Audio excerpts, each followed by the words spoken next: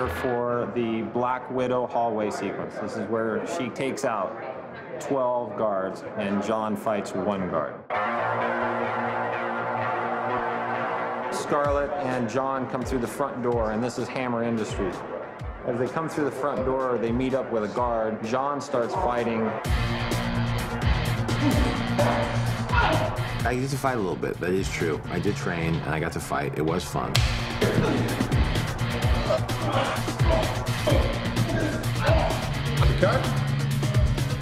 Scarlett's been doing an amazing amount of training for this. In some of the more dangerous parts of this sequence, I put Heidi in just because I can't risk having Scarlett get hurt, but this is kind of the culmination of about 8 weeks of solid training for her, about 4 hours a day. When I first saw the sequence that they wanted me to do when it was completed and choreographed, I just thought to myself, oh my God, I just don't know how this is, how am I gonna do this? Ready, and action.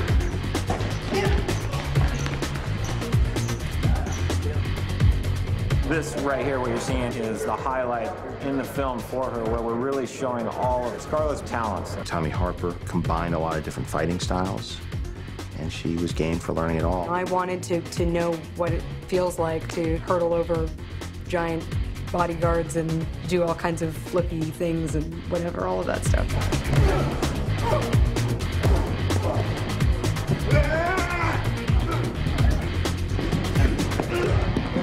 I think we got it, and when Tom says that he got it, then I know he got it. It was good.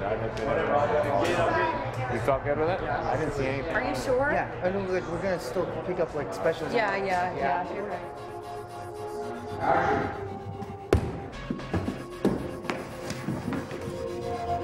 Got it. Are the guns in a weird place?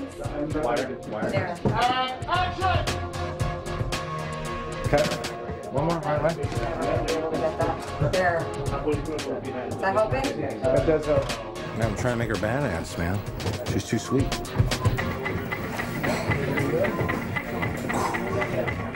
I know, I feel like it's so low, I'm practically shooting at the floor.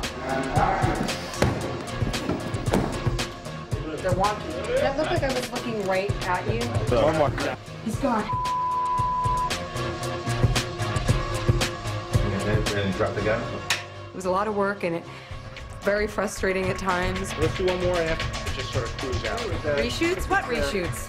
Is that low enough? Sure. Too low? Great. Which I'm sure you see on the behind the scenes, me just being like, why?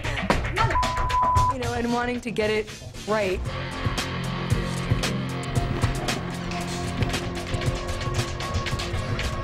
Ready, and action!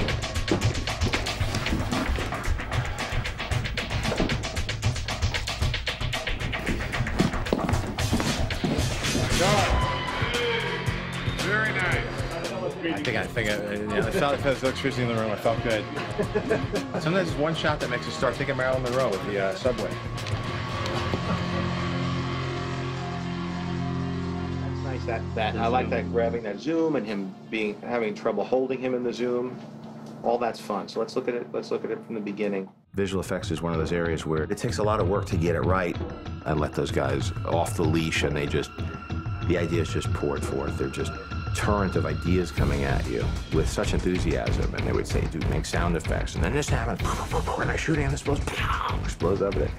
It was just great, and I would just be charmed by it. I mean, yes, we'll do it.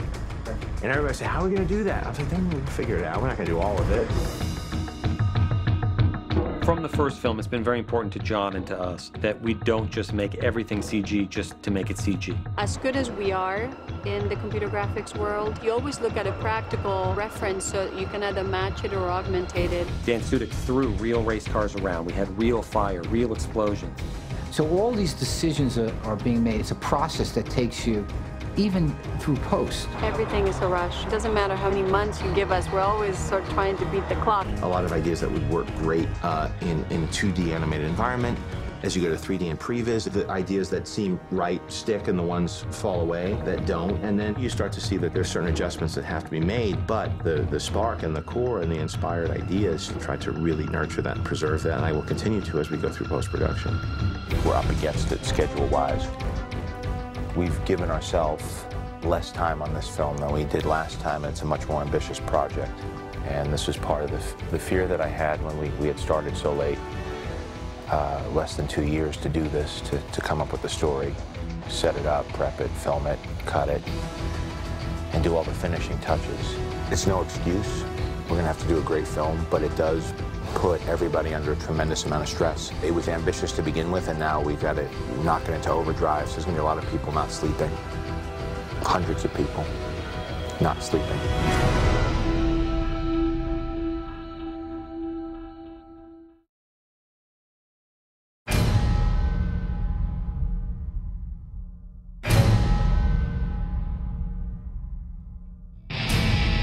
So this is our last day at Abbey Road in London, scoring.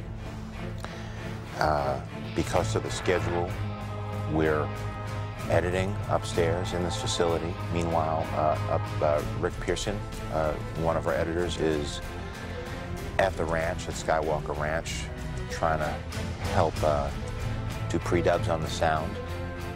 We're still making picture changes. A tiny fraction of the effects are in. A lot of elements have been decided, but there's still a lot of things up for grabs. It's crazy. And now we're really just playing beat the clock, because I think we understand what we have to do. It's just a matter of executing it with quality to live up to what people expect and hope this film will be. There's a lot of things that have to come together for this movie to work out. When post-production, a lot of it is people expressing what their instincts are to each other and debating that back and forth. And that's a dichotomy right there. You're explaining what you feel. I actually like this ending. Oh, you like this ending? Well, I like the thoughtfulness of this ending. I kind of do. When you push through something, you're sometimes eliminating the best idea because it hasn't occurred to you in the moment. Undoubtedly, when you are on the floor directing, you have so many things on your mind that it would be foolish to think that in that moment you have the proper insight into how the film should be cut. Let me see if I can get a few more frames. You need him to see it. That's the thing, is if you're seeing it. You tend to carry in expectations that you have from the scripting process, the development process, the shooting. What take you circled, you thought that was the magic take because it felt good on the set, but really it doesn't matter. What matters is what's in the can and what the overall story is. This cut's gonna be good. More often than not, I found in the past that you go through this whole journey and then you finally arrive at a conclusion and you look at it, and it tends to be very similar to the first assembly because an editor looked at it with a more objective perspective. Put it back that wide's good there. He's not reacting to anything. Just put him after, right before she walks up. Put him after. But he gets too close to the first one. I know, but that's not. You don't need it. It's good? Yeah. It's very good. I tend to let the editors have room because the process is going to be so crazy later with so many people having voices that I want to give them a moment. What's nice in the editing room and for the director's cut is you could, I have the permission to really say, it doesn't feel good to me. Try this. Let's just try this. And with non-linear editing, it's easy to try different things very quick. If we could recover from Uncle Sam into it, could we just take this cut and drop Uncle Sam into that middle slot and see what happens? Let's just see. Maybe it'll work. You never know. That's how the magic happens. A lot of what happens creatively at every step of the game, but especially for an editor, I think, is you just indoctrinate yourself to everything. And it's not like you consciously make decisions. I think that things occur to you. You feel it. It's instinct. It's what you feel in your gut is right. I agree with you, but I'm wondering if you actually do it hammer first, then he just quickly goes Russia, Iran, and then we're out instead of making a big to-do. The expression is the last rewrite takes place in the editing room. And that's really the most important one. And it's the part of the process I like the most. Yeah, so that's great. But that's it. Sometimes you could eliminate like a 3-minute scene that's just tearing the movie down and just making the whole act hammock. You get into these discussions where it's like, well, we got to cut the scene. Well, you can't cut it because how else are you going to find out that this happened? And then sometimes Jarvis could help supply that. Anton Vanko was a Soviet physicist who defected to the United States in 1963.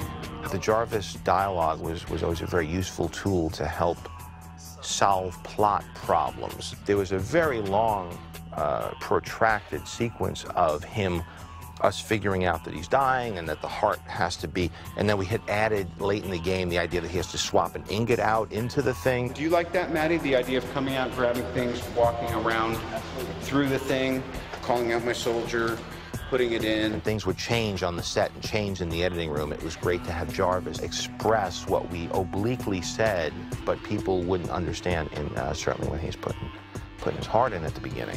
You are running out of both time and options. Unfortunately, the device that's keeping you alive is also killing you.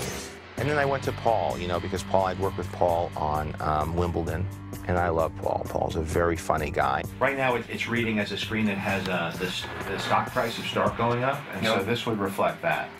We're also trying to get maybe somebody to do a bit from a monologue or something from a late-night show, making fun of the government, what happened in the Senate hearing, so topical humor.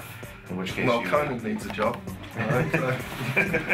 Last time he was in New York, and he did it over a tie line. We would show him the scene.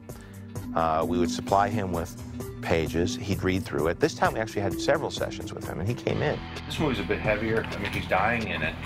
All right. And you kind of the only one who knows. Right.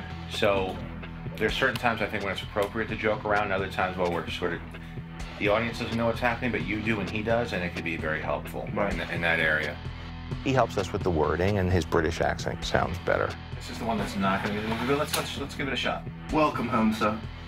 Congratulations on the opening ceremonies. They were such a success, as was your Senate hearing. Paul and Robert have never performed together. It's always been me on one end and me on the other end. So I'm sort of in between. And then you take me out, and then they come together well.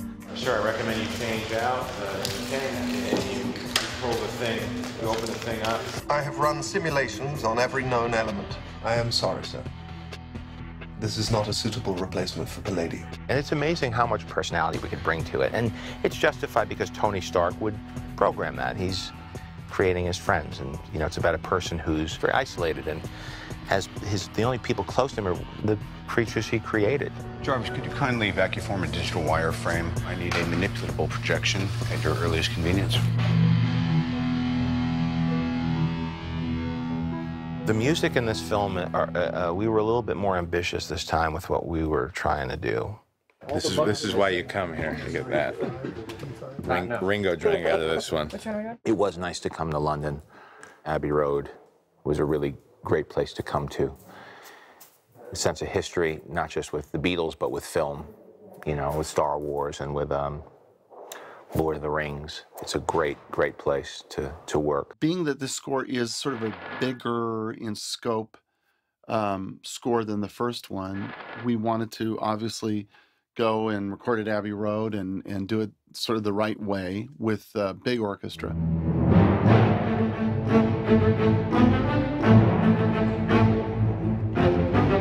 I think for John and the filmmakers, producers, it was fun for them because being in this beautiful, historic, big studio was wonderful. And then hearing the sound of the London Symphony Orchestra was just amazing. Since I privatized World Peace, he's on the ropes, and now he gets the sort of the swell, the Mr. Smith goes to Washington type swell. I have successfully privatized World Peace. He wanted to create a different score for this film because this film is a lot different than the first in that you've got different characters, you've got a much different type of villain. What we ended up with the Iron Man theme was this sort of a combo between, it was really difficult actually. We treaded on ground that was sort of familiar, I think, to what the fans are going to want to hear. We did a number of versions of his theme. For instance, you hear his theme on the track when he first puts on his suit.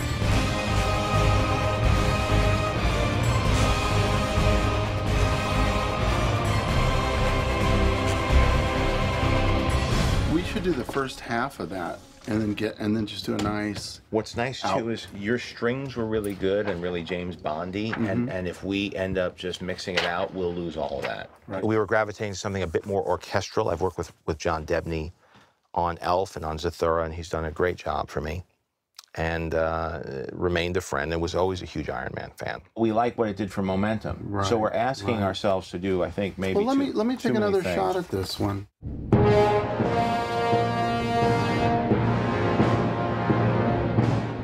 I believe it was Kevin had an idea to come up with this Howard Stark Expo song.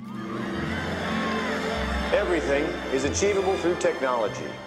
Better living, robust health, and for the first time in human history, the possibility of world peace. I thought it was a terrific idea, and so who better